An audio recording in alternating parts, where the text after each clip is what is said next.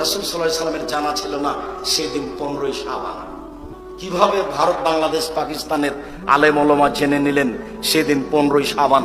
তাই তারা কলকারখানা, অফিস আদালত, কোর্ট কাচারি, শিক্ষা প্রতিষ্ঠান সবকিছু বন্ধ করে রাতে গোসল করে আতর গোলাপ মেখে সিয়াম থাকে। এটা নগদ মিথ্যে কথা। 15ই শাবানে এভাবে সিয়াম পালন করা যাবে না। একটানা 15 তারিখ পর্যন্ত সিয়াম পালন করার চেষ্টা করতে হবে।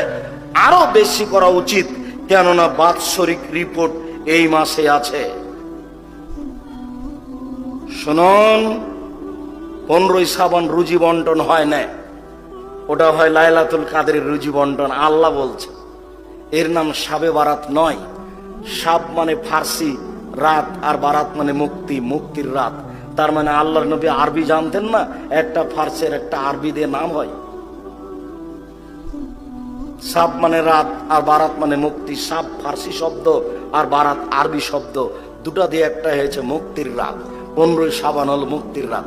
ভ্যান চালক সেদিন রাত জেগেছে, তাই আবার শাবান আস্তে আস্তে ধনী হয়ে গেছে। তার মানে ও রুজি ধরে নিয়েছে। রুজি বন্টন হচ্ছিল সেদিন। ধর্ম পাগল হয়ে গেছে।